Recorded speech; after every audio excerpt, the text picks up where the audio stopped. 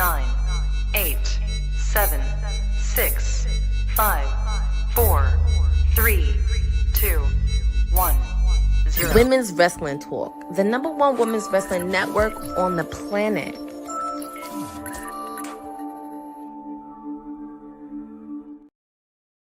Well, a big happy Friday, TGIF family, and welcome to WWT Live. As part of Women's Wrestling Talk, the #1 women's wrestling network on the planet. I am your professor, although you can't seem to see that, but that's who I really am, believe it or not. Yeah, there we go.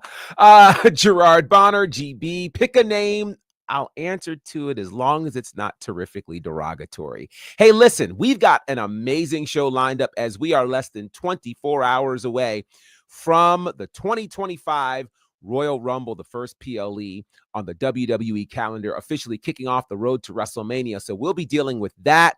We've got our final official predictions and lots of other great news happening in the world of pro wrestling. And of course, there's quite a bit. But first, I am joined, well, I'm not by myself. That wouldn't quite be as fun. As they say, it's never as much fun unless the homies get some. So which homie's hanging out with me today? Well, it's the elitist of them all. Courtney's in the building. Courtney, how are you? I'm good. The elitist of them all. That sounds a good ring to it. Happy Friday. Happy Friday. Happy Friday. How's everything going? Everything's been going good. I know I was not here Wednesday because I had to take care of a few things, but I'm here. It's Rumble weekend and excited to spend it all of you. And also we have SmackDown tonight as well. It's a full weekend, that's for sure. Shout out to everybody in the chat. Lewis, thanks for rocking with us. Cousin Ron, always a pleasure to see you. Eric, good to see you. Special Little Nobodies, always a pleasure. Jeffrey, thanks for hanging out with us. Boza, good to see you. Indeed, happy Royal Rumble Eve to everyone. And so as we kick off the road to WrestleMania, we kick it off with the Royal Rumble. But before we get to the Rumble, interesting pieces of news are dropping that I think we should pay attention to. And one of those pieces of news involves this young lady, Stephanie McMahon. So let's go back in time. Let's go back to 2022 into 2023. There was a period in 2022 where she stepped away from WWE to spend time with her family. As Vince McMahon left, she came back. She was kind of running things for a bit. And then as we got into 2023, Vince McMahon returned. Stephanie left. Stephanie's pretty much been gone from WWE, save this moment right here at WrestleMania 40, where we saw her in ring for the first time in well over a year. And every now and again, we might see her in the crowd, but not really in some sort of front-facing role until now. She recently appeared on the Pat McAfee show to announce, among other things, a brand new television show that she will be hosting. It's called Stephanie's Places, and it's coming to ESPN Plus in March. And so the whole idea of this show is her hosting and connecting with a number of WWE superstars to discuss their impact, their lives, and all of the things. So this is pretty exciting. This will be similar to the ESPN Plus series called Peyton's Places. In that series, Peyton Manning sits down with other NFL stars to discuss football and the like. So there's already content that's been shot. And if you've seen the trailer, it features Stone Cold Steve Austin. It features Roman Reigns and the rest of the bloodline, Charlotte Flair, and several others. So this ought to be an exciting time. What are your thoughts about this new show for Stephanie McMahon called Stephanie's Places? This is actually really exciting. And it also strains the opportunity with WWE, ESPN, and TKO because they have done stuff with them previously in the past. But it does give an opportunity for Stephanie, especially interacting with other top-tier superstars, as you mentioned, and just seeing her go to all these extraordinary places. And it's always a treat seeing Stephanie on there. And also, I did see some of the clips that she was on the Pat McAfee show, and she's very excited. And I'm actually looking forward to seeing this in March and seeing what other superstars that she gets to meet as well on her new show. Yeah, this really should be a lot of fun. One of the things that we don't get to see a lot of is the softer side of Stephanie McMahon, Mhm. and certainly to see her in an interview format. And it was very interesting. One of the things that she said is in taping this show, some of the superstars were older than her, and so she was a fan and excited about that. Some were younger than her, and so she's trying to pull different things out of them. All of this, I think, creates a very interesting moment for Stephanie McMahon and a great opportunity for her to return to WWE. What, if anything, do you think this means relative to Stephanie being back in the WWE fold? Do you think she takes this more into a corporate setting? Do you think she just remains kind of a front-facing kind of personality? Or is this about the extent of what we'll see in terms of the involvement of Stephanie McMahon in WWE? I think for her, because I know she's been on the backseat for a while and kind of enjoying this as a fan. And I think for her, she's definitely enjoying herself. And she seems more relaxed as she was in the previous regime. So, I mean, I wouldn't mind seeing her back on television, even if it's for a little bit, but just seeing her do like the corporate side, handle the backstage stuff. Also, the working relationship, as we mentioned with TKO, that also seems to help out too. So, hey, that's why her theme song sticks with the queendom. She's been in this business, and always a treat seeing Stephanie. For sure. Let's take a look at what is happening over here in the land of our chat. Jeffrey says, this is like WWE Out the Ring featuring Stephanie. You know, I think one of the things that WWE has done really, really well has been put together the kinds of content that make us interested in learning about superstars outside of the ring. So whether it was the fun kind of content like Ride Along, where we really got to see superstars, you know, traveling from city to city, doing what they do in the car and the like, or, you know, we're seeing those documentaries, which are a bit more formal in their presentation.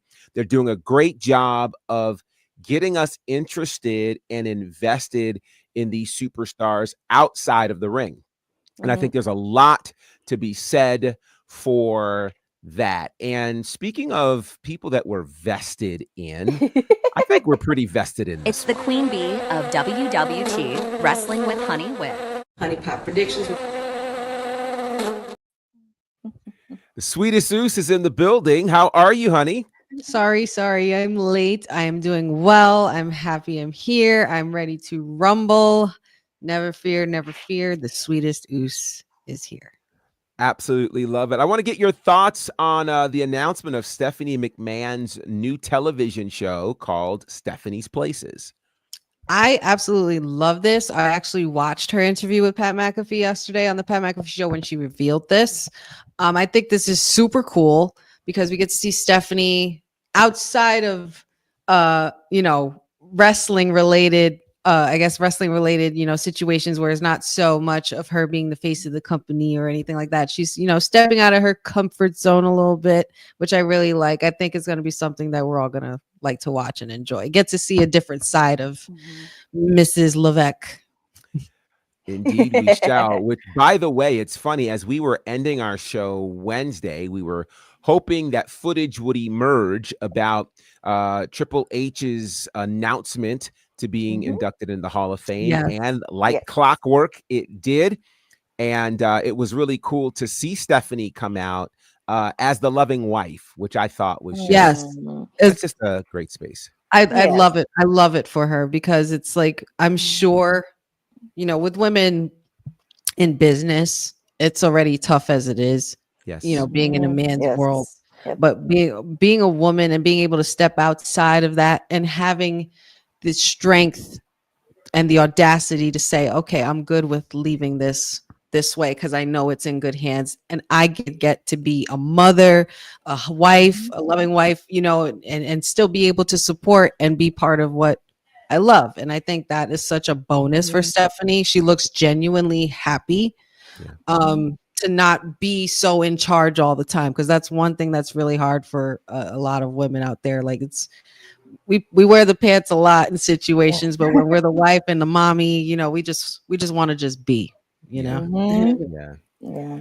So congratulations to her. Very excited for what's going to happen. Again, this new show will be on ESPN Plus in March. So be on the lookout for that. And again, as we're on that road to WrestleMania, excuse me, content will be king. And there's always great content that comes out connected to that. So speaking of WrestleMania, the schedule of events for WrestleMania has been released, or at least a partial list of that.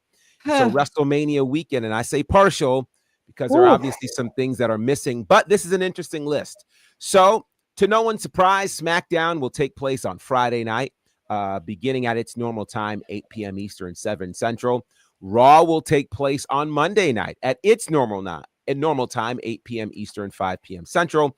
What will be different is Stand and Deliver, the annual event for NXT, which normally takes place early in the morning. This time it will take place at 3 p.m. Eastern, 12 p.m. Pacific on Saturday, which is a bit of a change.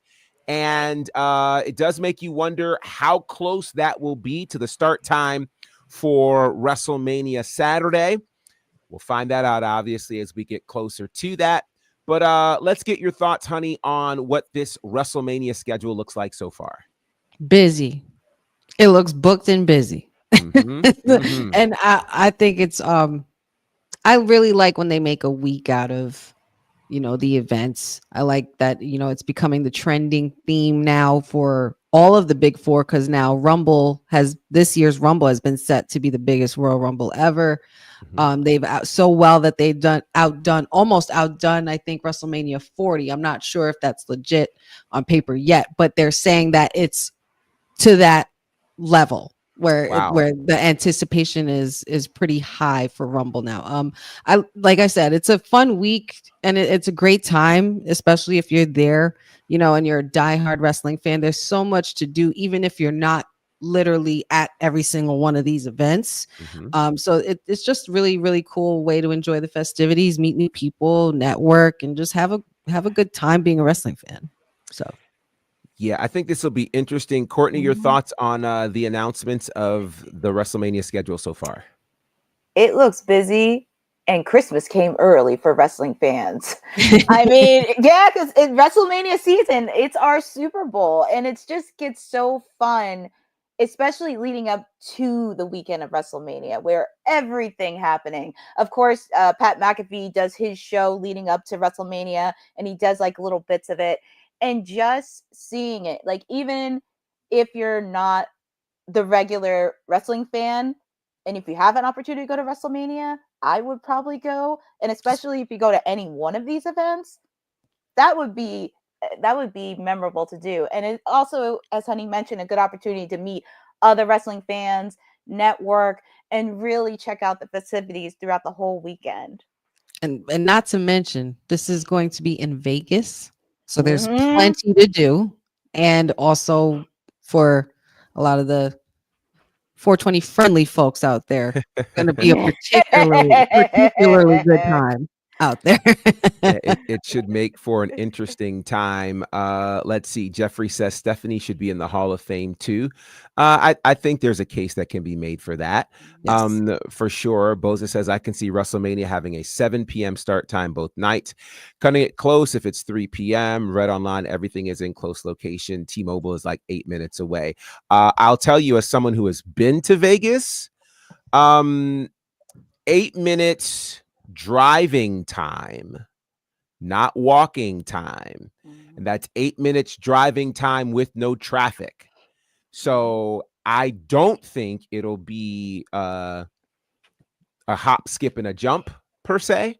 But I do think that there will be ways made to do things. I often wonder, I wonder if Stand and Deliver then will be a 2.5 hour show, more than a 3 hour show. I'm sure they'll be pretty strict on time with that.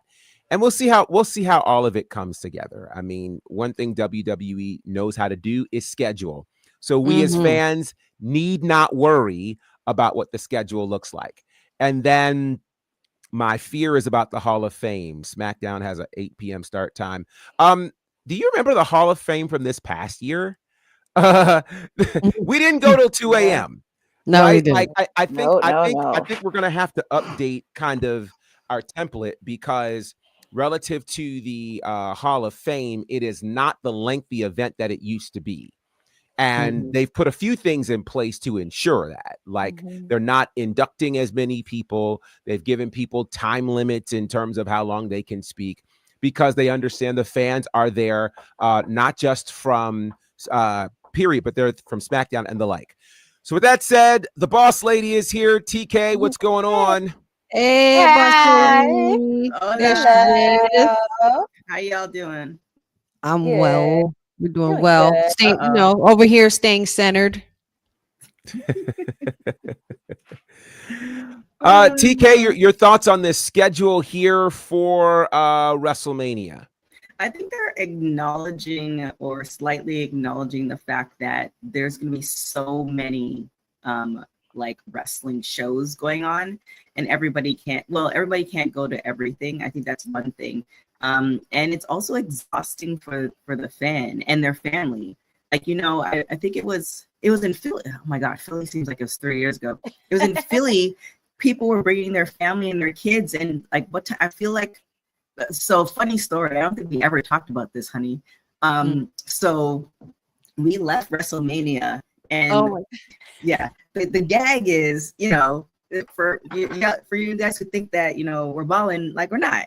And also, who wants to give all their money away to Uber? So what happened was, we were leaving WrestleMania. The Uber prices were like crazy, ridiculous. Like, it was crazy. Oh, I was like, me and TK were like, nope. Yeah, we're not doing that. Plus, you had to wait for them to find you. So it's just like, even if you wanted to pay the prices, it was just like, we're not doing that. So we just started walking. And I think we walked for like a good hour and a half. We really did. Yeah, it was, it's better when you're in twos. And I remember telling, it's so funny you brought this up, because I wanted to bring this up too, because when Professor was talking about the vicinity of everything being close for the WrestleMania weekend, I was really quick to say, listen, I think I was a gypsy in my past life. I'm quick to walk anywhere. I'm from New York. Like, all I did was walk. So TK was like, you down? I was like, girl, I am with it. Let's walk as long as we can to make sure these Uber prices. Yeah, I think it was like, it was nuts. That was pretty like nuts. $60-$70, and I think we got it down to like under 30. And where we were staying was like 10 minutes, 15 minutes away. Yeah, it was things. So with that being said, there were families when we were leaving like the stadium. There were people who had kids and their families, and I feel like, and it was cold outside. It's not necessarily going to be, well, actually it's Vegas, and Vegas at night, so it might be cold. With that all being said, I feel like they're taking into consideration the people that are coming and going to these events. And, you can't, yes, we want to see it all, but you can't cram it all. People are going to be exhausted, and then they might not want to come back the next year. So you want to make the experience where it's amazing, where you want to come back, versus, that was a whole situation. I'll be better off watching it on TV. So I think it's a good move for them. So that should be a lot of fun. I'm looking forward to it. And here's the thing. Like, you won't be able to catch everything. And WWE is only responsible for ensuring its schedule for its events. So for all of the other ancillary events, you just have to make your schedule accordingly and see how that will work. Either way, it's going to be a fun time, WrestleMania weekend in Las Vegas. So I'm definitely looking forward to that. So Seth Rollins, Becky Lynch, in the news for a very interesting reason. They have actually signed with a new management company. It's called Adventure Media, and that's going to allow them to do quite a few things together. What's interesting is Becky Lynch, in case you guys haven't been paying attention, since she's been gone from the ring, she's been doing quite a bit. She's been doing her fair share of acting.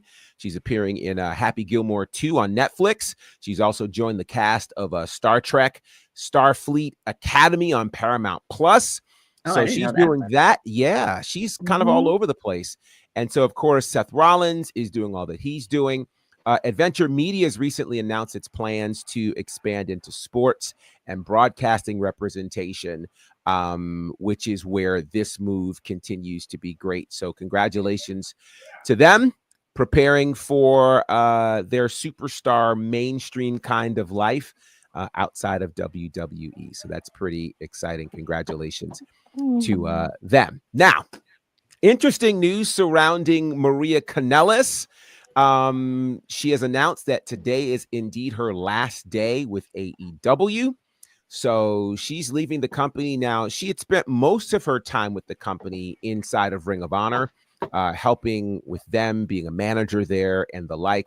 We hadn't seen her in quite a bit. Obviously, she had some health issues that she was dealing with, but Maria Kanellis officially gone from AEW. Someone tweeted her and asked her if she would want a contract renewal, and she was like, absolutely not. So interesting to see. Maria has been in the business for quite some time now. I guess the real question is, what is next for her? Or do you think her time in pro wrestling is done? We'll start with you, Courtney. You are a massive Maria Kanellis fan. So let's let you have it. Yes, I'm a huge fan of Maria. Been proud of her since the beginning. This was actually really surprisingly when I got the news, because I know she had to deal with a health scare, and of course she's being a mom to her kids. I don't want to say the door has closed on her wrestling career yet, because I know she wants to, and I know there was a report a couple months ago she's actually back in school, and AEW actually has a tuition reimbursement program. They're paying for her to go to school. So that's something that I know she's been doing for a while. I'm not going to close the door on her yet, because I know, well, I don't want to say I know, but she would like to venture off into different opportunities. I know she has an Instagram account where she does like all these table displays, which are really beautiful, especially during like holiday season. And seeing her on the reels, like that is really true talent. So for her, it's just pretty much taking much time as she needs, finish up school, and keeping that window open for her to come back to professional wrestling. Honey, what do you think's next for Maria? I unfortunately might have to close the door for Maria Kanellis. As far as wrestling goes, I feel like there's still some things she can contribute to the business. If it wasn't fitting for her to go back in the ring and be a full-time superstar, who's to say she couldn't have been an authoritative figure? I feel like that is a powerful presence that AEW really needs in order to solidify and, revitalize their women's division.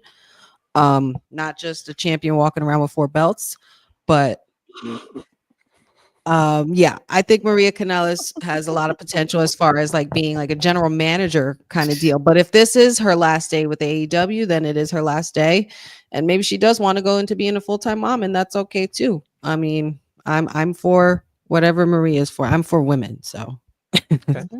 Okay. TK, in your mind, what makes sense for Maria at this point? Man, this is more a hope, but bring back Women's Wrestling Army. I feel like it was a great product. If you can get some investors, or I know some networks are looking for content, maybe bring it under the WWE house in some way, shape, or form. I know she really loved that. And it's been, I think, maybe 2 years since they had an episode, but that's wishful thinking. But I kind of agree with both of you guys. It's like you don't necessarily want to close the door, but she has so much experience and wisdom in the game. It'd be a shame for a company or some type of idea to not happen for somebody to use that knowledge, either herself in starting Women's Wrestling Army again, or a company bringing her on and actually utilizing.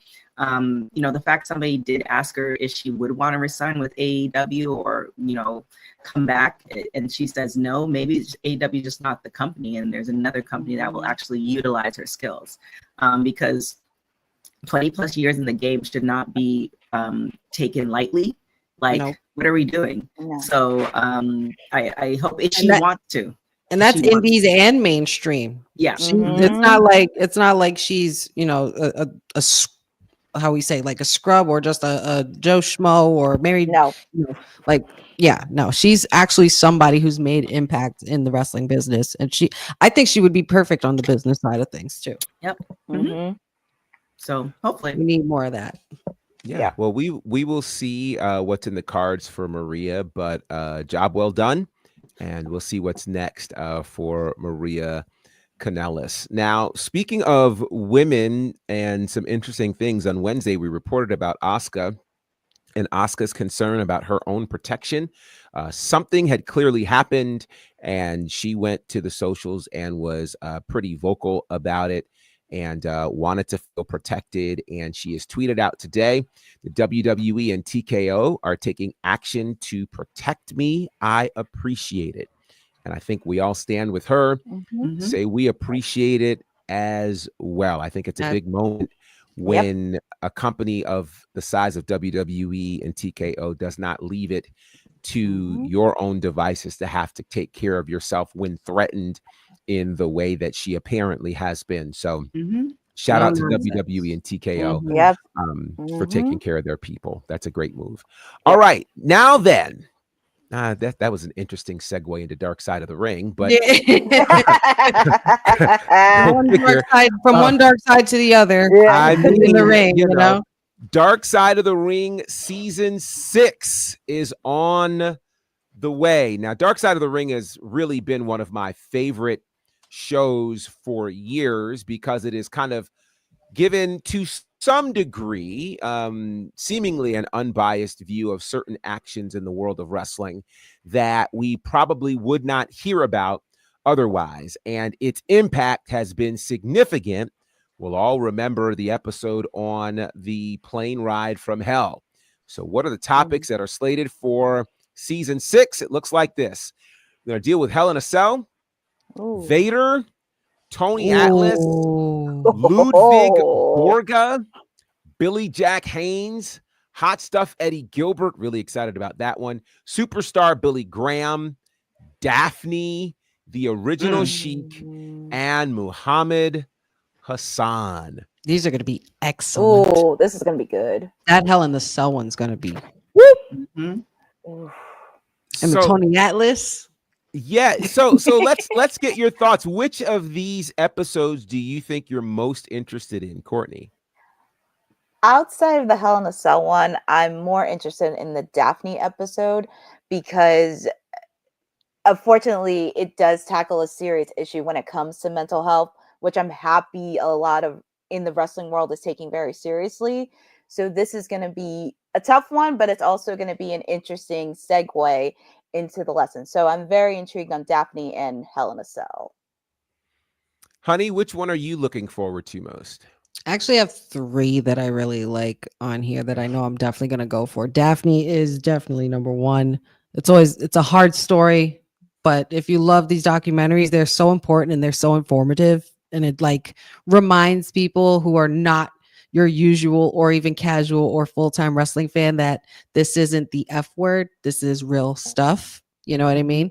Daphne, Big Van Vader, I'm really intrigued to watch. And Hell in the Cell is my era of, you know, watching wrestling. So I would love to piggyback. I mean, I'm sure there's a lot of stuff on there we haven't heard, but it's probably going to be a lot of stuff we've already seen or heard.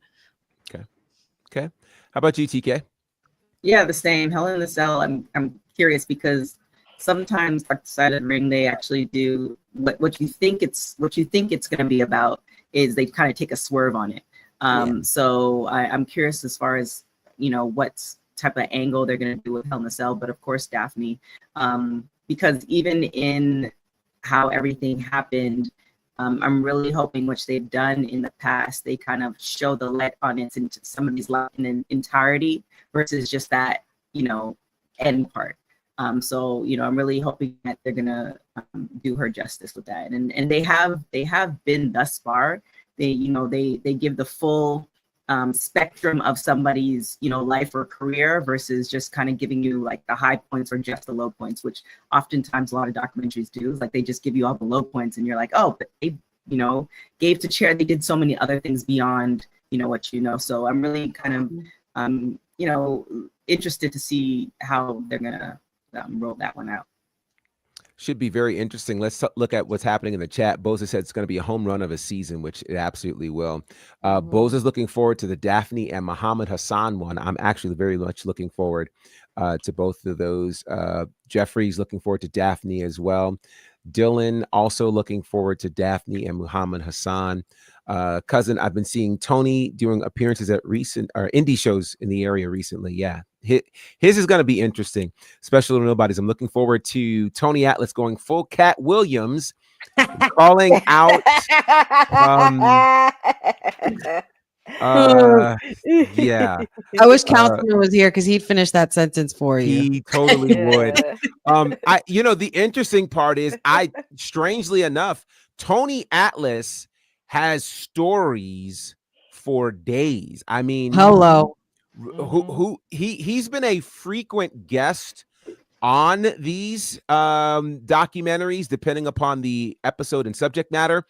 And I think a lot of people really started to see his length of stories and the like in the Vince McMahon documentary. So I can only imagine, and knowing some of the things I know about Tony Atlas, this ought to be a very interesting episode. Very for good. Sure. Welcome aboard, Miss Awesome Saucy. Great to have you back. Eric is looking forward to Vader. Jeffrey said, I've already seen an Iron Sheik documentary. That's good. Well, I'm glad you have, because this isn't the Iron Sheik. This is the original Sheik. There's a massive difference between the two. So you'll want to check this one out. Let's see. Muhammad Hassan is interesting because the guy was a great heel, but he got that character at the wrong time. That's debatable. And I say debatable because part of what makes some of these characters controversial is the time that they're in. I think back to when Sergeant Slaughter decided to be an Iraqi supporter right at the top of the Iraqi war. I mean, a crazy move, but it was one of those things that got people talking. So I don't know that it happened at the wrong time, but I do look forward, because I haven't heard a lot about his story. So I'm looking forward to that. Let's see. Elusive M4GE. I'm sure there's a different way to say that, but looking forward to the Daphne episode.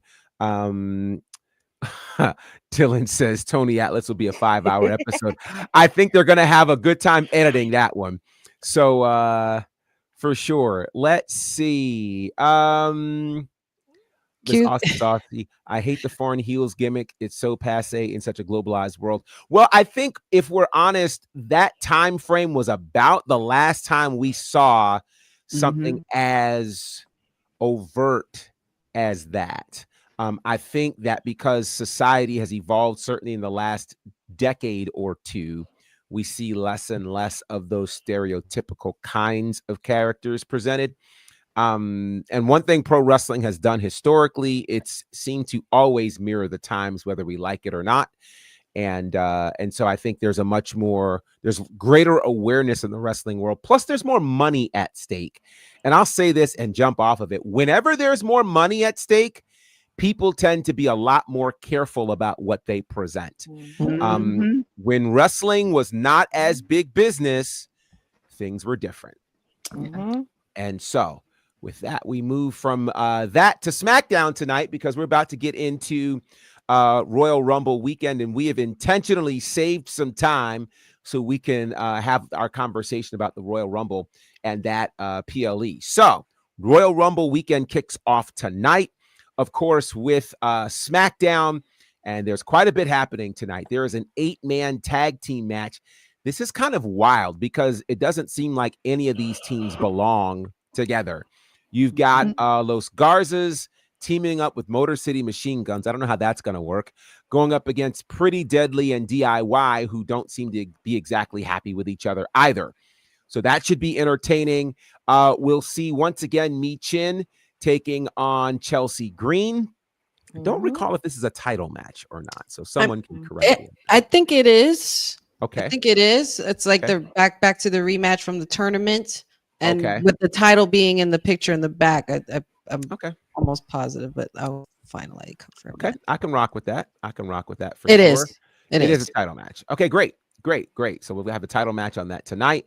Then we'll have Naomi, who has been busy. Good Lord. Yes, she has. Liv Morgan. If you'll remember, last week, Naomi and Bianca were involved in a match on SmackDown. Then they were involved on Raw, then NXT, now SmackDown. Will be a part of the Royal Rumble tomorrow. So yeah, very, very busy time there for Naomi, and very excited about that. Any thoughts about tonight? And one more match for tonight as well. Finally, we get Jimmy Uso, and him. He doesn't miss. Carmelo Hayes. That's all going down tonight. Any of these specific matches that you are looking forward to? Honey, we'll start with you since you'll be on the call for the watch along tonight. Liv and Naomi. Okay. That's gonna be match of the night. Big Jim and Big Him is gonna be a close second, but the ladies are gonna take it. Okay. I'm for it. I'm excited to see that. Let's see. TK, your predictions for the U.S. Championship match. Well, I have a prediction and I also have a question. Prediction, okay. I'm gonna go with Chelsea.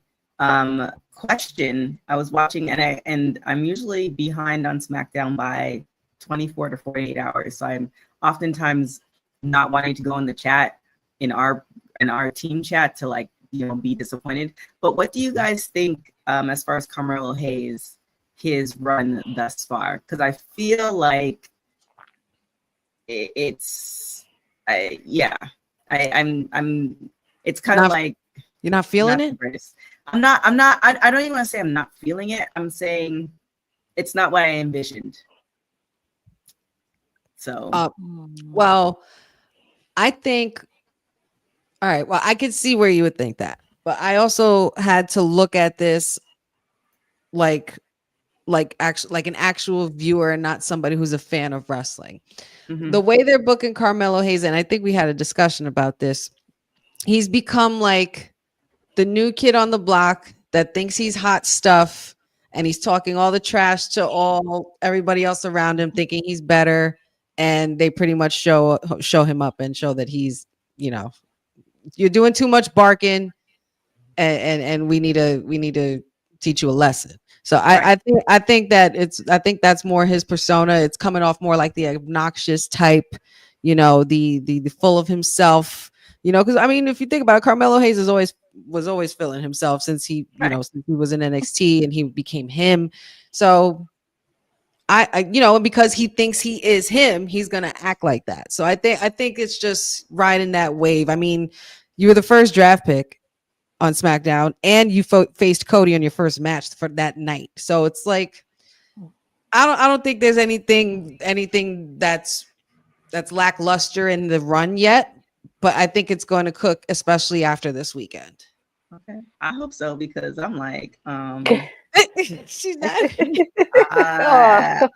No, because you said it all. Like, he's him. He came off a great NXT run. His first match was with Cody, and now like he's right. taking so many L's. As somebody who is constantly won at a lot of things, taking a lot of L's is like a very big thing to the ego. Like, what are we doing? Definitely. So it's just kind of one of those things where it's just like it's on a seeing somebody with so much success and also has a character and persona intact, meaning like some people come up to the roster and they're still trying to find themselves, right? It's like he has that, and you come to the roster and you're just like, wait, I thought he was him.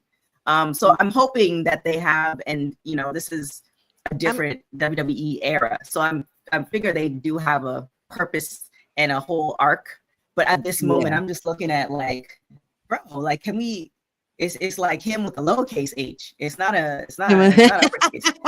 It's that's just lowercase h. It's just my I want him to be him with the Right. No, and I feel you. I feel we're definitely gonna get to that, Melo. This is just the slow cook for him because his rise was so high and vast in NXT. But hey, man, we all can't be Gunther. We all can't be Braun Breaker. We all can't be Obafemi. You know, we all can't be TK. I get it. Right. See, boss lady, you be knowing. I did just for Professor's face. I just did it for Professor's face. I knew she did that. She was poking the bear. I knew that, and I purposely said I am going to just chill today. She's poking. Yeah. I will say to that though. That I think this is interesting. You know, what I think often happens for us is I'm sorry. I'm so sorry. Really well in the chat. This is something I might have to agree with. Okay, let's have the talk. Melo's SmackDown run is way better than Trick's last championship run. And cousin Ron agrees. Let's address that. Yeah, that's a wild statement, and it's true. Well, Courtney, let's ask you. What do you say about this statement that Melo's SmackDown run is way better than Trick's last championship run? Ooh, Councilman just pulled off the Band-Aid. Interesting one. I will say this because I actually just watched Trick's recent title run, and I think one of the things you watched the whole run. Yeah, his second run. His second when? Run. When he recently won his second NXT title. Oh, the second time. The second time, not the first time. Yeah, correct. I didn't watch the first time. The second time he won the title. Outside of Ethan Page and also with Oba, he didn't have much to work with in the NXT male roster because those were like two legit rivalries that I watched, especially somebody that actually started to watch NXT again. But also with Carmelo, he's had some really good matches with top tier superstars that are no joke. Of course, he had it with Cody Rhodes. He had that crazy series with Andrade. He had that performance with Money in the Bank. And he recently just faced off against Braun Strowman. So it's kind of, you have to think of like the opponents and also the rivalries that he's had and just thinking, okay, which run is a little bit better? But I do have to say Carmelo's run on SmackDown was slightly good than Trick's latest championship run. You said it was slightly good. Then that's what you said, right? Okay. Yeah. Okay. All right. Honey, what do you think about this thing? It's bright in here, boss. It's bright in here. What? I repeated what the woman said. What are we talking about? All right. Ask the question. All right, son of Zion. Continue. Is Melo's SmackDown run? He said it's way better than Trick's last championship run. What do you think about that, honey? I would have to agree. It was definitely more entertaining. You know, I mean, you got Melo in the big leagues, and with all the matches that Courtney just mentioned, what else is there to write? And mind you, hasn't won a title yet. You know, it's not like he got the Braun Breaker rub where he moved on up so fast that, you know what, let's just strap the rocket on him. He's going to get there, but he doesn't have to work so hard because we know, especially if you were an NXT fan and were watching before he joined the main roster, you know Melo don't miss. Like for real. Melo puts on a good show. He's definitely a future workhorse on this roster. And he's young. He has lots of years ahead of him. So I feel like if you push him too hard, people are going to get sick of that. So I think the way that they're treating him and the way that they're booking him works just fine. With Trick ended up getting lost in the sauce. And it was honestly around that time when there was, when it was the Joe Hendry effect and the surprise of Ethan Page, taking the title away from him and everything like that. And then you had Obafemi on the hunt. Like it was just too much and he got a little lost in the sauce, which is kind of my fear if he moves to the main roster too soon. But with the character arc that they're giving to Melo, I could see them making a case for where we're going to get Trick and Melo on the same brand again, and things are going to get way more interesting. But that's just, my honey pot predictions kicking in. TK, let me ask you this question because I think there's interesting cases being made on both sides. Well, first, your answer to that question is Melo's current SmackDown run better than the last Trick Championship run. But then the second question to that is, based on what Honey said, would your answer be the result more so of their opponent pool versus their actual talent and in-ring work? I'm coming from a different perspective. Okay. And I've talked about this quite a few times as far as mainstream media, right? And who is kind of the face of the company, and who they're hanging their hat on. With Melo, like I already kind of voiced my wait, what are we doing? And I kind of get it, because WWE has been having great storylines with a lot of folks. I just feel like if you're looking on the mainstream perspective, somebody who's not necessarily hasn't been watching WWE for years or decades, they come in, come out, like people who watch soap operas. I feel like they're not necessarily going to remember Melo. With Trick now, as far as CW is concerned, he's kind of one of those, I don't want to say Rushmore, but he's one of those faces that you see. Again, those graphics as far as the superstars for NXT, and I feel like Trick is included into that versus Melo. So I see it from a mainstream media perspective. What I am looking forward to is what Honey just said, is when Trick does make it to the main roster, I hope he does not get lost in the sauce, and we're gonna see whatever storyline they have happen to Trick and Melo. But this is after Melo has a decent run. I feel like they bring Trick up and they go to the friendship, or the friendship they didn't have. I feel like that's just too easy. So I feel like there's a couple of steps. So long story short, I don't agree with Will. And I'm thinking Dylan is saying Will is no longer invited to WWT. I mean, I guess, I don't know if we see Will again. I don't know. That's hilarious. I'm getting reprimanded here. Dylan saying you don't mouth off on the boss's favorite. That's hilarious. So Wow. I will say to that, Oh no! Well, you poked the bear. You poked the bear, y'all. And yeah. It's Councilman Will Pharaoh of Strattonville with his Parisiac constituents.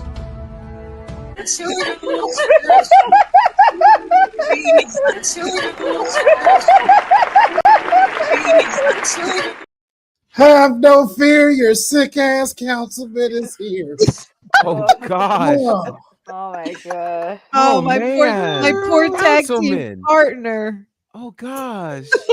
Oh. I like Jeffrey get the popcorn. Oh man. Man. Councilman, poor thing. Oh gosh. All right. The sick ass councilman. I can't. God. All right. So, any words? What would you like Yes, to say? I got Councilman? words. Oh, Let me what? tell you something. What? Let me tell you something. Yes, you just threw out here. The face. Let me tell you something, TK brother. Let me tell you something. That boy one was better than anything Trick Williams has ever done in his life. Okay? That man was the face of NXT. That man had jerseys up in the rafters. He ain't doing nothing like that right now. Even at SmackDown, this man took on the WWE champion his first night. This man is taking on Randy Orton. This man is being the heel that SmackDown has needed in the mid-card division. He don't have to have wins for this right now. He has been the heel everybody has needed. He has made LA Knight's US Championship run 10 times better. He put Andrade back on the map with the best of 7, because let's face it, Andre would have definitely fell off had it not been for Carmelo Hayes. Having Braun Strowman come back, and we already know how hard it is to try to get Braun Strowman off for some reason. And who do they put in there? Carmelo Hayes. Carmelo Hayes has been the backbone of SmackDown outside of the bloodline for the mid-card since he's been there. It's just going to be a matter of time when it finally pays off and cash in, and you will see him as him And I'm not gonna lie, that might be a Money in the Bank. We might have this Money in the Bank be Carmelo Hayes. Councilman came in with the. Oh, would you look at? Oh, wait. Oh, it's unfortunately. I'm still sick though. I am still sick. I almost ran out of breath doing all that shit. Oh my God, man! I had to flare it real quick. You know, I will say, well, first of all, thank you for showing up, sir. I mean, I did not expect that, and you have used a lot of energy, so please be wise in that. Dedicated man. I will committed. I will say this. You know, the specific question was around the last title reign for Trick, which, if you remember, started on the night of the CW premiere. And ended right at the top of January. So we're talking about the last quarter of the year. And, you know, I think even with his first title reign, we've said it on multiple occasions, he has not had the greatest title run in terms of, yes, you know, we're going to all chant whoop that Trick, whether he's champion or not. But it's been something about seeing him on the road to the championship that has been far better than his championship run. You look at the consistent run of Carmelo Hayes, and I think this is where, again, when we're comparing the two, this is okay. For this to be an apples to apples comparison, you have to make a determination on your perspective of NXT. Are you calling NXT a developmental brand, or are you calling it a third brand? That's first. And the reason why that's important is because if we're calling it a developmental brand, then you would never make a comparison between a college champion and a pro. You just wouldn't, no matter how good the college team is. So there's that. The second thing is, if we are calling it a third brand, which is safe to say, because I've been a proponent that NXT has been a third brand since 2014. Agreed. Then you have to look at the caliber of opponents and the performance. Wow. And the performance that Trick put in versus the caliber of opponents that Melo battled. So when you look at these opponents, and here's what's interesting about Courtney, there's a part, never mind. What's interesting to me about what Courtney said was that she laid out a very interesting case. I'm not sure how the case she laid out turned into slight. But the case she laid out in terms of the opponents that Melo had, you look at that list of opponents, you look at those matches. The Carmelo Hayes, first of all, a lot of this stemmed from, of course, him versus Cody on night one of his draft. Yep. His performance at Money in the Bank was so good that launched into the Melo Andrade situation, which I believe started off as one match and became a series. It wasn't initially supposed to be a 7-match series. Yeah, I don't believe that. Wasn't, but because it was so good. And again, you can take this man, put him on live TV, put him against an incredible wrestler, and make it cook. They did that. You know, then you've got the U.S. championship situation. You've got all of these things against very high caliber opponents. So if you take Andrade, you take LA Knight, you take Braun Strowman, and even you take, as of last week, the former world champion, Damian Priest, right? All four of those guys are champions. They're all champions. You got a former world champion, actually two former world champions in Strowman and Priest. You got the U.S. champion in LA Knight. You got a former U.S. champion and the speed champion and Andrade, all champions. Let's look at who Trick Williams battled during that time. Ethan Page, who we won the title from. Okay, fantastic. But then his defenses, who were they against? They weren't former world champions. They aren't former U.S. champions. And in terms of who's holding their own in the ring, we all acknowledge that the best Trick Williams championship match of either run was his final title match involving Obafemi. So looking at those two things, I'd have to give the edge to Melo. Now, if we're going to talk about mainstream things, here's the difference, I think, between a Carmelo Hayes in this run and a Trick Williams in that run is, okay, I'm going to say this carefully. Trick Williams is the NXT champion because he's a great face of the brand. You can build the brand around that for what they were doing. They didn't need to build SmackDown around Melo because when he got there, they already had Cody Rhodes, who was your brand new world champion. So they've been building the brand around Cody. So I think the level of star power is different. Therefore, the level of functionality needs to be different. They didn't make, let me say it this way. Trick Williams did not become a 2-time NXT champion because of his in-ring ability. He became the 2-time NXT champion because he's got an amazing personality and that charisma will connect with people. We're actually seeing probably the most entertaining version of Trick right now. Yes. This angry Trick Williams who's slapping people and throwing referees. This is far more entertaining. Far more entertaining, and I think TK probably likes that. He might actually have some body butter on the way because of that.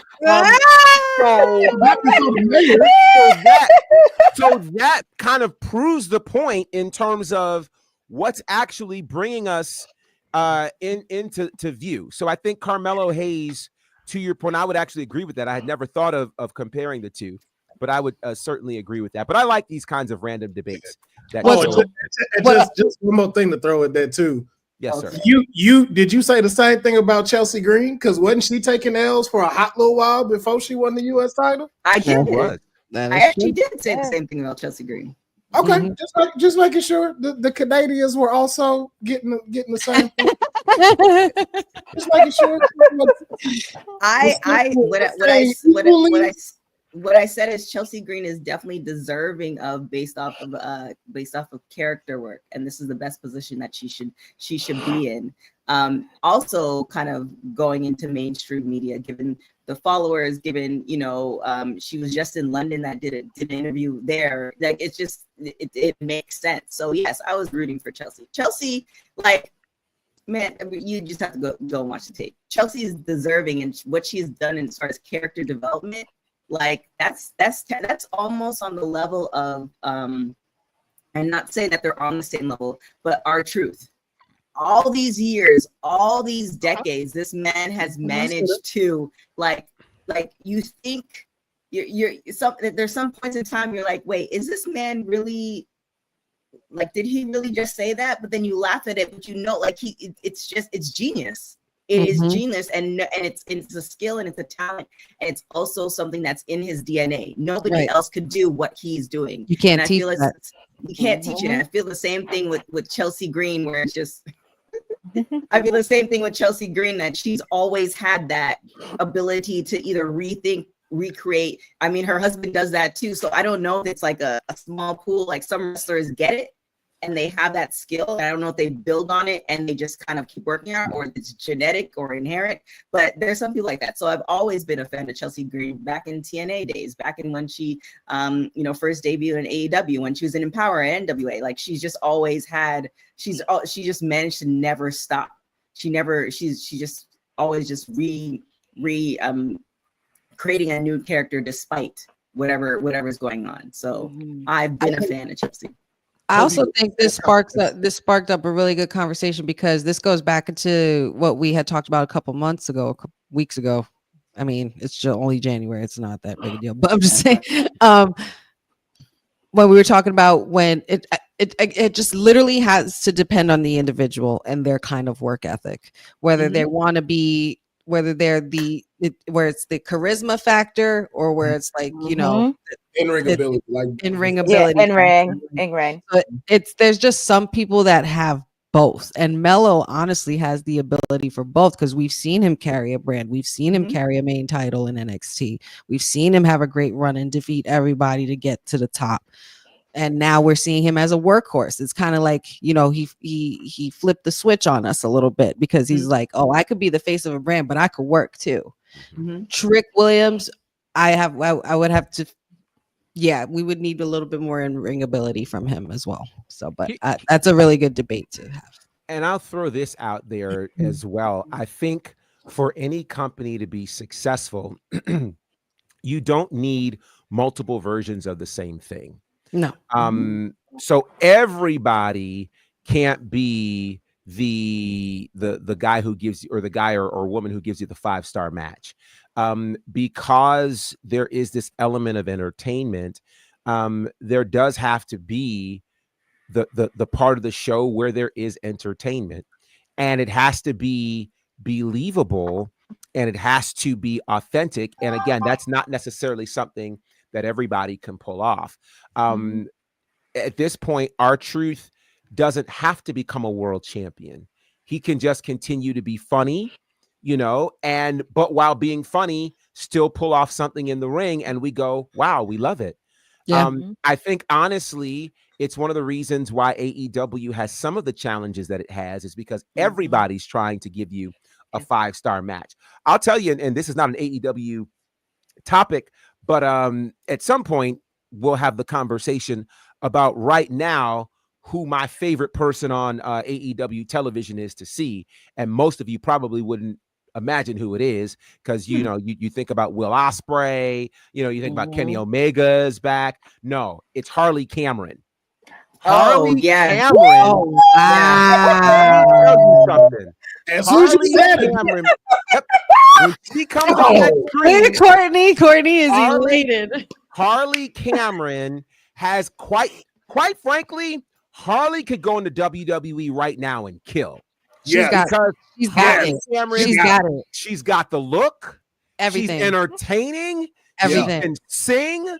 She can play the guitar. She's got all of the things. And here's what's unique about her being in AEW. There's nobody in AEW like her. No. Male or female. So whenever she comes across your screen, and this is why, you know, she can have 0 wins on TV, but you want to see her because she's entertaining. She's got some great matches, but she's entertaining. And that's the thing. You need somebody who brings the entertainment factor that you tune in specifically to watch. You can only see so many backflips. You can only, you know, the daring moves can only get so high. How many things can you jump off of before it gets passe, right? You need somebody who you can watch and go, I didn't see that coming, but boy, that's fun to watch. It's just like the same comparison you just made, Councilman. It's just like, you know, how many belts can you carry without getting it too heavy? Well, and she might lose one of them to Harley Cameron. I just want to throw it for the record, because I actually talked about Harley Cameron the last couple of weeks on my watch along, and we were having a little bit of debate because she is very talented, but I made a bold prediction on this a couple weeks ago that she's going to get her first win at Grand Slam Australia, because how cool would it be to get her first win in her home country? Now, it was something that I threw in, but I said, I think she's going to get her first win. We'll see. We'll see. So yes, SmackDown tonight. There will be a full watch along, of course, with Honey. So make sure you guys check that out at the top of the hour. So then let's head to this. It's all going down tomorrow night. Royal Rumble in Indianapolis. Special start time of 6 p.m. Eastern, 3 p.m. Pacific.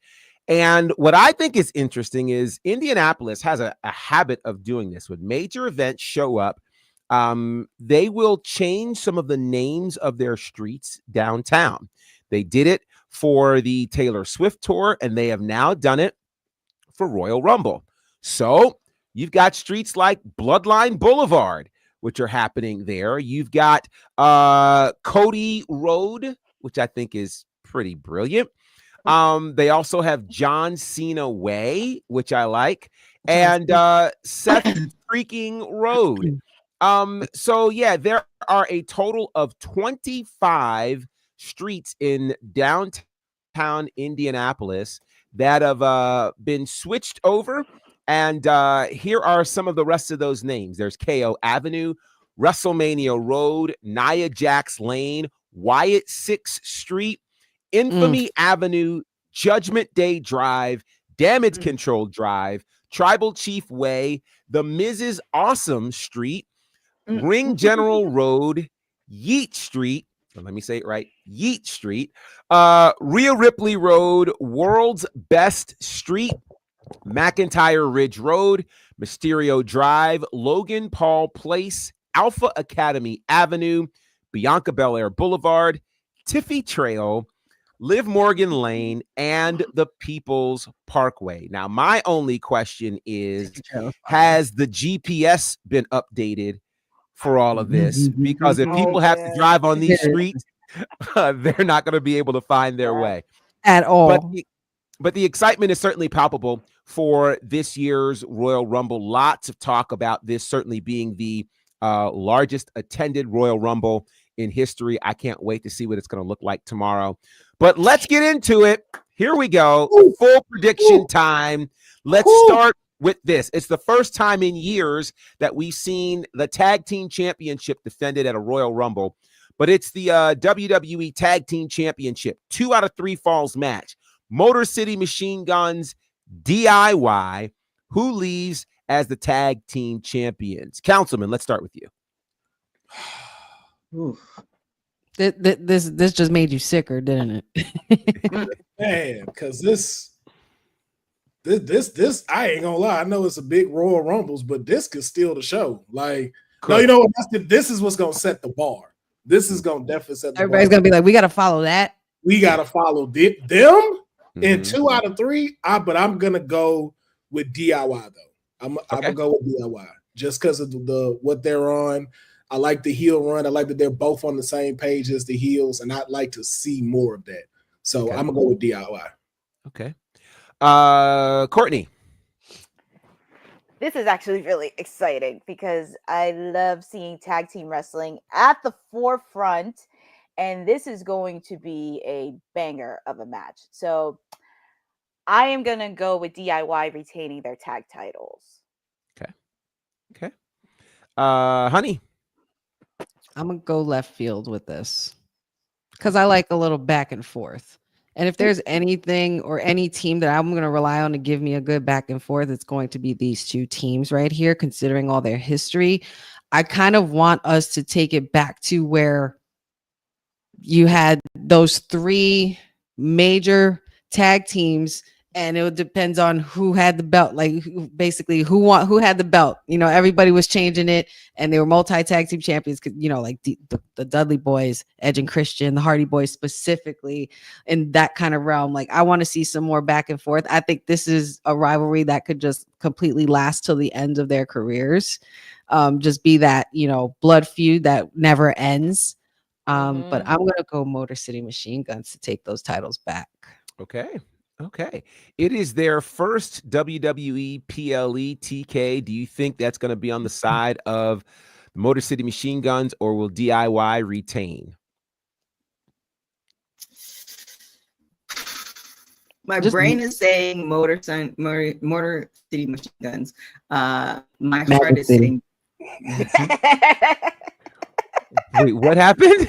I mean, Professor might know about that. That's in his neck of the woods. But my heart is saying. Wait, what did I just miss? I said Magic City on the low. I said Professor's neck of the woods. I'm just saying. I'm not saying he went there. I'm just saying it's in his city. Okay, proceed, boss lady. I don't know how I caught a stray on that one, but that's all right. So you said your mind says Motor City Machine Guns. My heart is saying DIY. Okay. All right. This is a pick'em because I'm reminded of DIY and their takeover with now FTR in that 2 out of 3 falls, and that one was wild. They're gonna cook. They're gonna cook.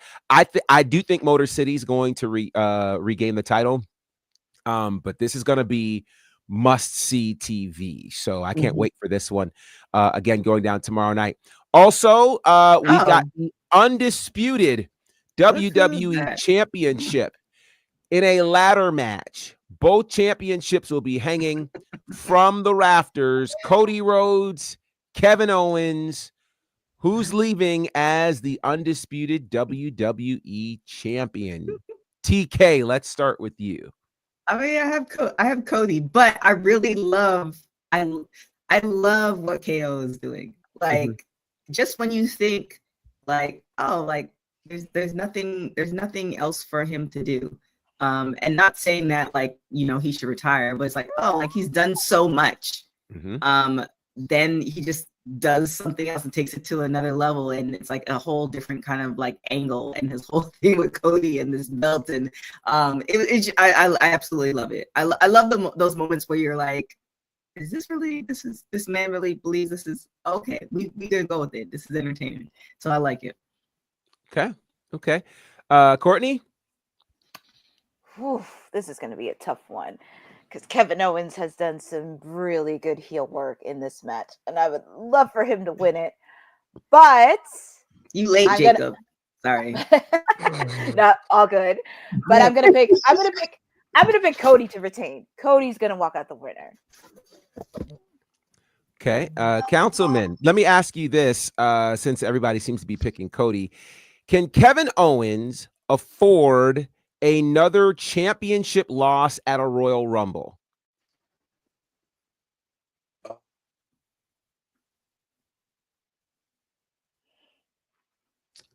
Dang, that's tough. That's tough.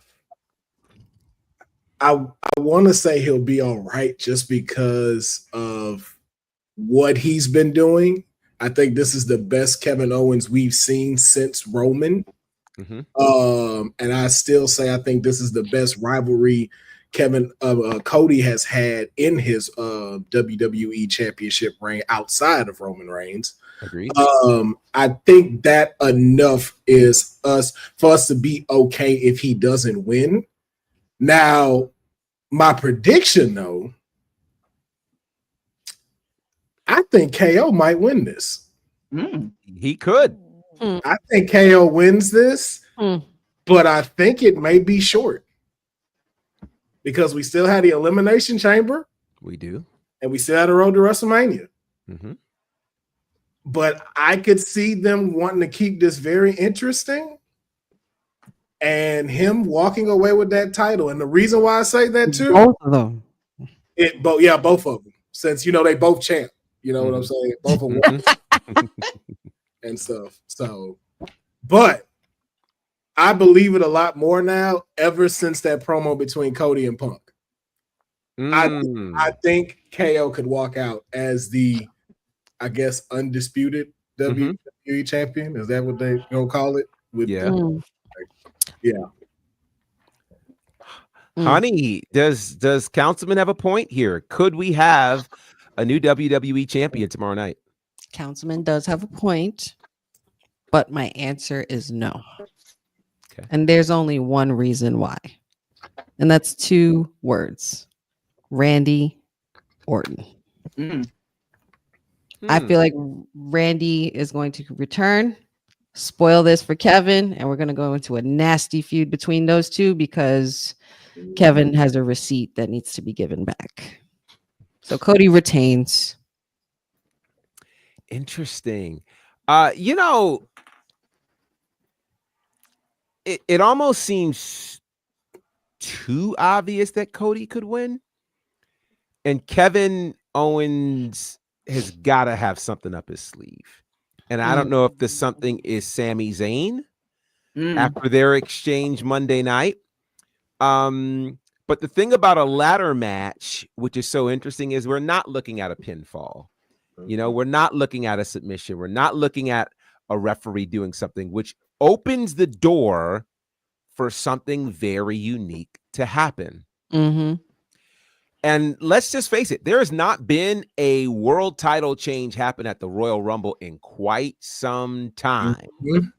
So if you want to make your road to WrestleMania wild and crazy, what happens if Kevin Owens wins and Cody can't seem to figure out his path to WrestleMania because he thought he was going as the world champion? If that happens, I will be giving a call to Deonne and checking on him and making sure he's all right. So we'll see. That's going down again tomorrow night. And plus, we have, of course, 2 Royal Rumble matches. First, we have the Women's Royal Rumble match. And here's what we can tell you in terms of who we know has declared for the Women's Royal Rumble. We know that we will see Bayley, Liv Morgan, the tag team champions, Bianca Belair and Naomi, Nia Jax, the returning Charlotte Flair, the Intercontinental Champion, Lyra Valkyria, Ivy Nile, Raquel Rodriguez, and Io Sky. That is only 1/3 of the field for the Women's Royal Rumble match. So here's the question. Everybody's got to do it now. We've been talking about it back and forth. Who is your lone prediction? One name. Who is your prediction to win the Women's Royal Rumble match? And I'm starting with you, Courtney, so you won't get the spirit of Clubhouse and piggyback. You got to do this one on your own. You got to do it on your own. Do it on your own. All on you. That's fine. What? Wow. Wow. Let's go for it. Wow. Let's go for it. All right. Councilman's actually gonna like my pick because Indy's gonna go to Pop Rock City. I'm going with Roxanne Perez. Roxanne Perez. This is why I wanted you to go first. I like that pick. Roxanne Perez. Roxy. Okay. All right. TK, who's your lone women's pick to win the Women's Rumble match? So, question. Have they announced? They haven't announced all 30, right? There's still surprises, or have they announced all 30? They haven't announced all 30. Hold on, no. Let please give me this one. Good. So you got it. You got it. Now, I didn't even go there. I specifically read the names of those who have been confirmed. I was multitasking. So you're not paying attention. Great. So that means, I also said that 1/3 of the participants have been announced. Now we'll do a little math lesson. I know I said that. There are 30 women in the world. You hear that, Cousin Ron? You see how 1/3. Heel Bonnerfied. I'm here for heel Bonnerfied. 1/3 of the participants have been announced. That is 10. So that leaves a whole 20 that have not been announced. I just went the long way to answer your question. No, not all 30 participants have been announced. You could have just did that, but that's okay. Oh, no. For someone who likes the end from the beginning, you needed the beginning on this one. There you go. I helped you. I got no words because we're the siblings. Those are the parents. We let them. Wow. Wait. Like this is how it's all happens. It's okay. Didn't I read? Okay. I read all 10. Okay. In your defense, yes. I mean, and to be fair, when have we ever known all 30 Rumble entrants? That's why I'm making sure. In the Vince era, like 2008, 9, and 10, a little. No, I've never known all 30. Okay, I was just double checking because I wanted to go a different direction. But now I understand your question. So thank you, Hollywood G, for clarifying. Hey, we like it clear around here. Do we? You don't. But,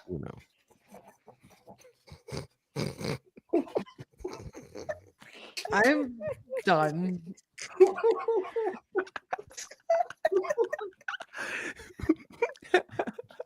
TK, it's also very hard to take you seriously because you look like you finna sell us something off of QVC right now. Wow.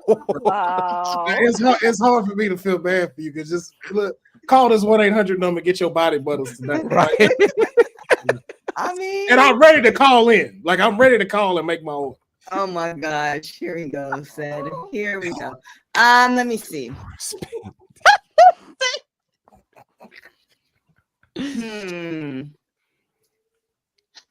I'm gonna say, because it was a big announcement and we haven't seen her in a long time, but I also don't want this to happen, but I think it might happen. You're about to piss a lot of people off. I knew it. Charlotte Flair, she said. Oh, I didn't hear her. I didn't hear her. I hear either. I saw your face though, Hollywood G. No, my face was because my face was for the lead-in. I didn't hear what you actually said though. So Charlotte, okay. Charlotte. All right. This Jeffrey, this is actually great. Where's the Jeopardy song? That would have been perfect. That'd have been perfect. All right, Councilman, your pick for the winner of the Women's Royal Rumble match. Because Courtney has said my obvious pick, and I just didn't want to be obvious. Okay. I will switch it for the sake of the show. I'm gonna go with Liv Morgan. Okay. I think Liv Morgan wants to no longer be a bridesmaid, and I think she takes it and gets a shot back at her title, and maybe possibly tries to go after somebody who's about to steal her man. Just say it. She's on SmackDown a lot right now. She is. Interesting. Okay. Honey, who are you picking to win the Women's Royal Rumble match? I've had a lot of time to think about it, and I literally had made up my mind today. So, I'm going to go left field. I'm not going to go with an obvious pick, but I'm going to go with someone who is a workhorse and is deserving of a Rumble win to get a title shot. And I believe that is the genius of the skies, Io Sky. I'm not mad at that either. I would really like that. She was pinning world champions last year. Okay, she was. That'd be so good. That would be really awesome. I would have to go with Io Sky. And not for nothing, she don't even have to go to Raw or SmackDown. She could go to NXT for Julia. Wow, baby. See what I'm cooking? I need that. I need her and Rhea. Wow. Yes, that too, though. But yeah, man, I think Io Sky takes it. I like that. I think she should.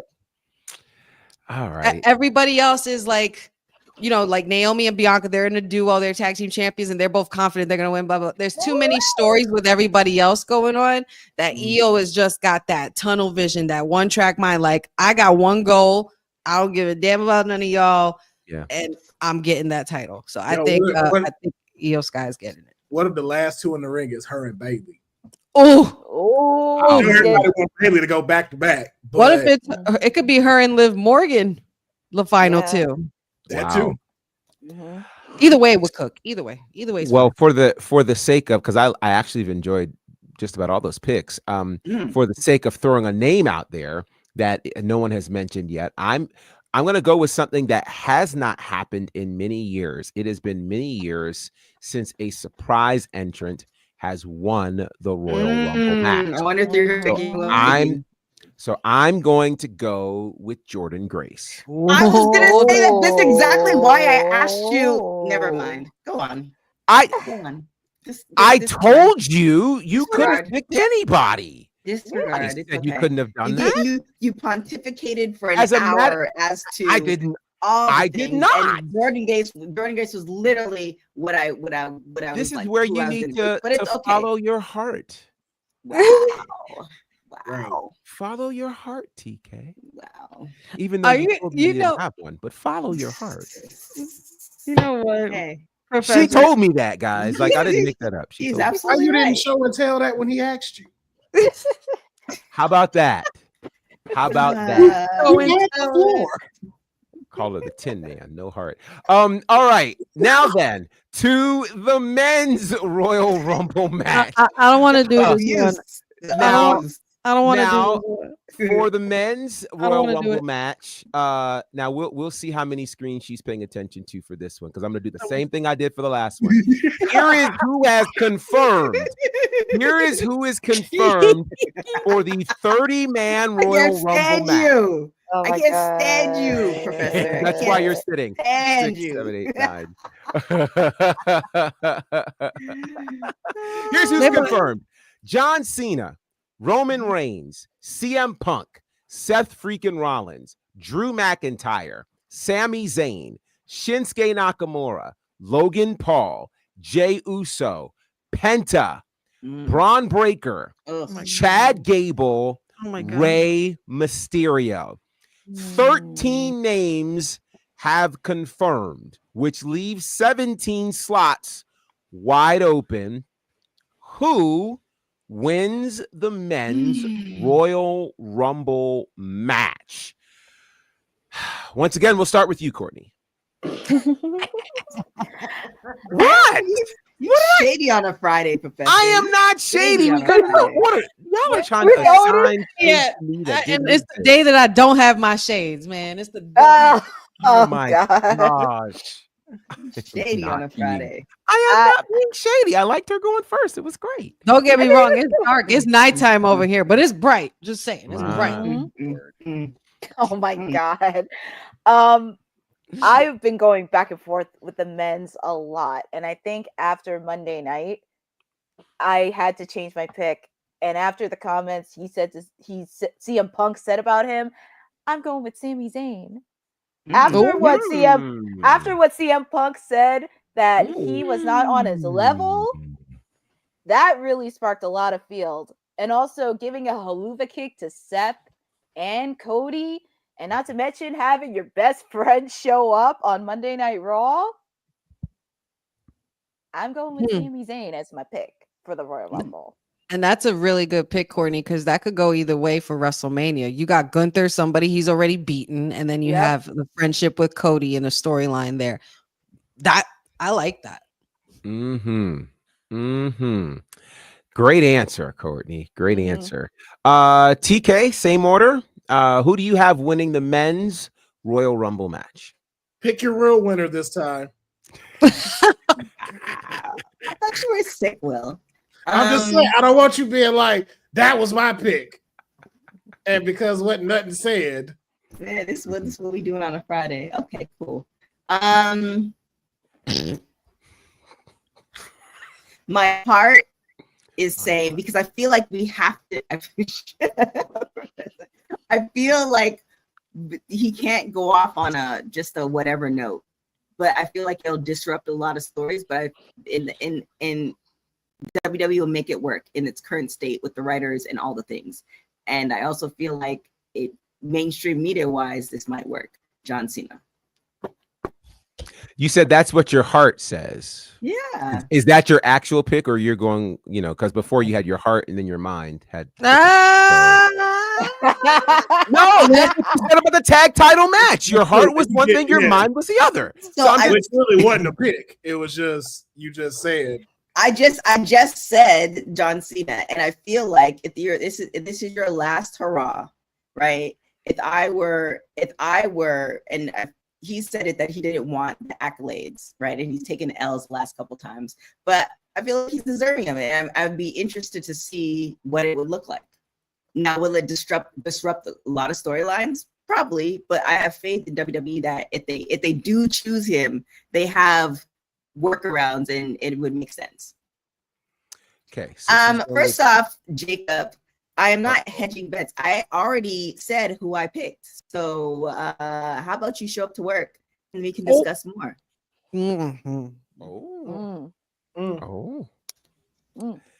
Who's shady now? All right. Commissioner.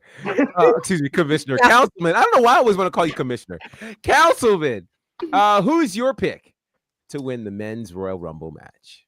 Well, I'm so glad Courtney said it because I didn't want to say it out loud. I typed it. So for the sake of the show, though, I'm finna go with one I don't think no one's thinking of. Kevin Owens. Ooh. Oh, You think he's gonna lose and then show up in the Rumble and just? I could see that. I could see that happening. that He is would, the he Becky would. Lynch approach. That is the Yes. Becky Lynch approach. And you could, can you imagine KO holding that? I got the main event. Mm-hmm. Come on now. Oh. Kevin wins the men's Royal Rumble. Wow. Okay. Honey, your pick to win the men's Royal Rumble match. This sucks because we had so many discussions this week, Professor, about the possibilities. And we talked about Jey Uso's story and Roman and Seth and CM Punk and Drew McIntyre. Everybody's going for the obvious and all these big guns, the big guys. There's another big guy who's been floating around causing chaos right under all of our noses. Can't believe I'm gonna say this out loud because I really, you guys know my bias pick is anything that has to do with my tribal chief Roman Reigns that I acknowledge, but I said it last year. I think I'm gonna go and say it for this year again as well because I really mean it this time, and I think being under the Triple H umbrella, they're really serious. Give me Karrion Kross. I knew you were gonna say that. I knew you were gonna say Karrion Kross. Mm-hmm. I knew you were gonna say that. Mm-hmm. Wow. Shout out to WWE because They've done so good. For the first time in years, we can't figure out who's winning either Rumble. Coming into last year, I think we all knew it was going to be the Bayley show. We all had a strong feeling it would be Cody and Roman back to back. Of course, we had the whole Rock thing that happened later on, but still won my main event. Yeah, it's still unpredictable, but I'm gonna go with CM Punk. And I'm gonna go with CM Punk because I don't know how many of these Punk has left. And there aren't too many more opportunities, I think, for Punk to be in a Royal Rumble match, let alone win it. This could be his time. I mean, this is our first Rumble in 3 years with no Cody. I know we've got Roman and so many others, but I think Punk is going to pull it off. And Deonne had a great comment, and he says, ever since he said you put Hulk Hogan in the Royal Rumble, I'll throw him over the top rope and kill Hulkamania once and for all. I've been down for Punk to win this thing. And I'm gonna go with CM Punk. So needless to say, it is a very unpredictable Royal Rumble all the way around. It's why we've got to watch. Again, 6 p.m. Eastern, 3 p.m. Pacific, live on Peacock in the U.S. and everywhere else on Netflix. And we also have watch along and post show here on WWT. Okay. Yay. Can I ask y'all a random question real quick in regards to the men's Rumble? Sure. Where the hell is Uncle Howdy, and do you think he'll show up in this Rumble? Why not? Why not? I think we're gonna get our fair share of surprises in this Rumble. I do think there will be some sort of presence from the Wyatt Six. I don't know if all or some of them, but can you imagine the entrance for Uncle Howdy at a Royal Rumble? I can. And just take what if he's number one? That could happen. That could happen. What if Howdy was number one? That could happen. Man, if I want to start off strong, I would make Roman number one. If I don't want to play games. Now think about it though, because all of them can come out. Because remember, they ain't really no rules. So that means all of them are out there. So whoever is coming out to next, they got to face the whole Wyatt Six. So let's look at this. Said the mayor says, can I get one surprise entrant from everyone Both Rumbles. I like this question. So since we're on the men's one, let's start with that. I already know who yours is going to be, honey, but let's humor the people. Honey, we'll start with you. A surprise entrant first for the men's Rumble. You surprised me. I thought you were going another way. Joe Hendry. I think that's very possible. I think that's very possible. Joe Hendry for the men's, AJ Lee for the women. That's just my hope. Okay. TK? Jacob said X. X-Pac? I ain't mad at it, bro. I'm not mad at it, but that's definitely 1, 2, 3 kid. I second honey as far as Hendry, but I go with, well, I don't know if this is what you're gonna say, Professor, but you referenced it before. Jordan Grace. Jordan Grace and the women. So you said Joe Hendry and Jordan Grace. Yes. Okay. All right. Councilman. Let's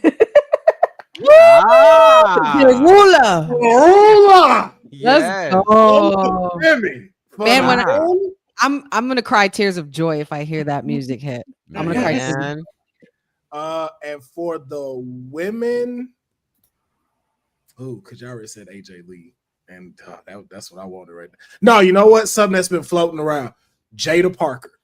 I would love to see Jada Parker in the room.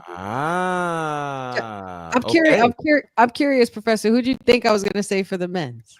I just knew you were going to say Aleister Black. I didn't want to get my hopes up, man. Like, she'll lose it. Just like with me and AJ Lee, she'll lose. Man. And I'm gonna be doing a watch along too. I'm sorry ahead of time, boss lady, if this equipment goes flying. I apologize. AJ Lee come out. I'm letting y'all know that now. I'm a wild out. I'm gonna lose my ish. Wow. Okay, so Courtney, the people said I was being shady by having you first, so you are last now. All right, you're last. Don't let me down. Your surprise entrant for the men and the women. For the men, I just have 3 words. Whoop that trick. Trick Williams coming to the Royal Rumble for the men's. For the women's, I'm going to go with Kalani Jordan. Ooh, Rumble. That would be a nice addition to the Rumble, actually. I think that would be dope. You know, we always need that Kofi-esque moment, you know, the highlight reel, and I think she could definitely fit in for that. Okay, that's sweet. I'm thinking for the men, nobody's mentioned this one. Josh Alexander, who has somewhat left TNA, be a great move for him. And then on the women's side, give me Lash Legend at Royal Rumble. Oh yeah. Listen, Lash needs her powerhouse moment. Come in, eliminate a few people. Maybe we get another standoff with her and Jade, or a standoff with her and Bianca, Jordan Grace. You know, like there are gonna be some moments. I was gonna say, if Lash Legend comes in and eliminates Nia Jax, that's volumes. Oh yeah, volumes. Honestly, I'd rather throw out Bianca Belair. That's yeah. That would be Bianca Belair. So Boza asks, could the Royal Rumble's winners challenge for NXT Gold? Well, it's happened before. It's only happened one time. Ironically, when Charlotte Flair won the Royal Rumble and she challenged at WrestleMania 36 Rhea Ripley for the NXT Championship. So that could happen. Matt Cardona, that is a thought. To piggyback off of what Councilman said, I'll do one better. Lash Legend eliminates both Naomi and the EST. Oh, that'll make me sick. I would stand and applaud. I would be sad, but I would be so happy for all women. Yeah, agreed. That still makes me sick. And I got one more surprise interest for the women. R-Truth. I don't know why. I just feel like for some reason. And I saw the clip of the Rumble when Valhalla came out. And the look, I can never get over the look he was giving her as he was running out. He's like, what are you wearing? Like, He asks her to appearance. He's like, it's all women in there. Right. Just treasure, national treasure. Oh my God. We need to protect our truth at all costs. Yeah. All right, then. I can't believe we got through it. We got through it, guys, with a little bit of time to spare. So again, the Royal Rumble PLE kicks off at 6 p.m. Eastern tomorrow night in the U.S. on Peacock, all around the world on Netflix. So make sure you check it out. Again, we'll have a live watch along happening here at that time, along with a post show. So make sure you are rocking with that. We're going to get out of here. Let's see. Okay, one more quick question. And that question, Boza says, what is one shocking name in the men and women's rumble that would make the panel go insane? Aleister Black. Who's a shocker that would make you lose it? Oh, Keith Aleister Lee. Black. Okay. Yeah, Keith Lee. Keith Lee. I'm Keith losing to Keith Lee. Lee. Oh my God. Oh my God. Lee. Oh, I don't. All I know is if the lights go black, it's a wrap. It's a wrap. That's all I know. I can't even think of that. Wow. Yo, hey, I know it. I know it'll never happen.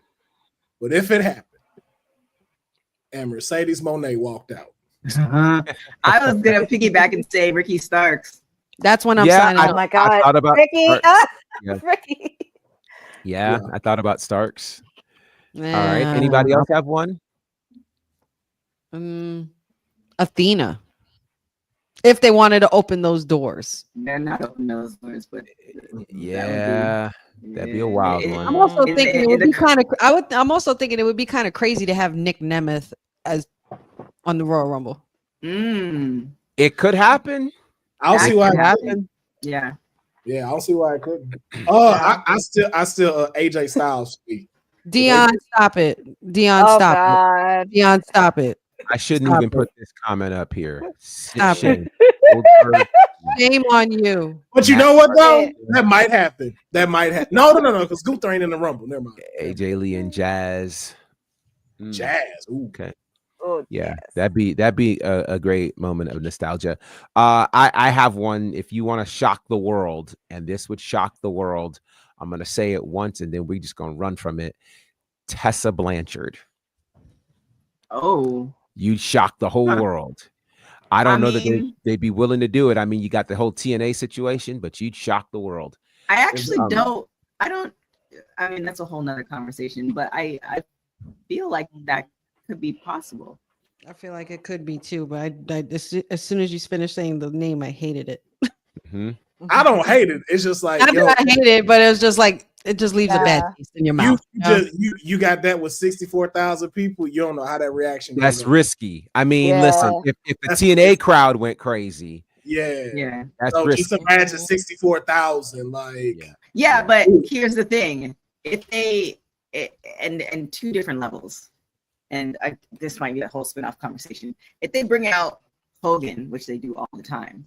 Well, yeah, true. but let's be clear. They didn't bring out. They haven't brought out Hogan since that moment, and I think there's an understand. They've not had that kind of strong. They've had reactions to Hogan, but it's not been that strong before. And I think they're not interested in losing or gaining sort of ill will in the court of public opinion. You want to shock the world?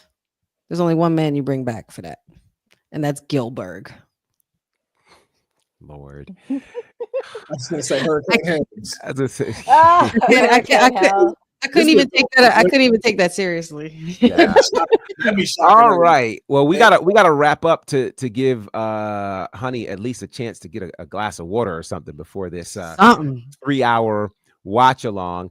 So how can the people find you? We'll start with the councilman who has hung in here while being sick. We appreciate it. It's Royal Rumble weekend, man. I gotta muster through it. I gotta do something. So muster. And that's, I appreciate you. There might be some body butter coming your way.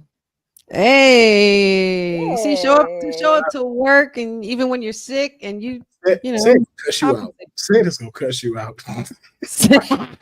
Why get this before he do? He gonna cuss you out. But you can find me at Gilbert Rules on all social media at Gilbert Rules on all social media and YouTube's where we are Gilbert fans here. Just make sure you check us out on the watch along tomorrow as well as the post show. And we're having a special edition of the Kayfabe podcast. We usually do it at around noon Eastern time, but we're going to be doing it at 1 p.m. Pacific Standard Time, so y'all can get you a full show. Show. You said wait. You said it was 12 Eastern time, and then you do it 1 Pacific time. Wait, what? Yeah, or did I just hear that wrong? Yeah, we usually do it at 12 y'all time. Oh, okay. I see what it made sense. It made sense. Now it sound confusing, but it made sense. Okay. I got you. I do sound confusing, but yeah, we got a special start time this Saturday. Is at 1 p.m. Pacific Standard because I can't remember what the East Coast time is. That's 4. Mm-hmm. Yes, 4 p.m. So that way y'all can watch us, get some predictions because we're gonna be talking about who's coming in from 1 to 30 for both Rumbles. We're gonna try to determine who's coming out. So you don't want to know that. Yep. Wow. And then we're gonna lead right into the Royal Rumble pre-show and into the show itself. So if you want to make sure that you just are with a wrestling community, join us tomorrow. We got a long day of work tomorrow. Long day of work. Yeah. All right. Courtney, how can the people find you? They can always find me at Harley Cameron's going to be the next TBS champion. And I said it. You heard that, Mayor? I said it. Oh. With the finger snaps and the voice projection too. I said it. But they can always find me here every Monday, Wednesday, and Friday on WWT Live. You know, every Wednesday I do my watch along for AEW Dynamite. We are coming to you from Atlanta next Wednesday. And of course, Ricochet versus Swerve Strickland next Wednesday. You can always follow me on @CourtneyNJ11 on Twitter and Instagram. And feel free because I have some stuff planned in the coming weeks. So lots of stuff happening. Honey, how can the people find you? Guys, find me here every Monday, Wednesday, Friday. Friday doing that double duty for our Honey Night SmackDown watch along as well. Tune into Kayfabe Podcast, as Councilman said before, and I will be here for the watch along as well tomorrow. It's going to be fun. Find me on all things Wrestling with Honey podcast on YouTube, TikTok, Instagram, Facebook, what have you. Of course, you can find me at Bonnerfied across all of the social spaces. I did include or at least post part 2 of the acceptance speech. So if you guys want to check that out, you can do that. In addition, you can check out my work with Ashe Wrestling at AsheWrestling.com. Of course, on the Ashe Wrestling YouTube page, Ashe Wrestling TV.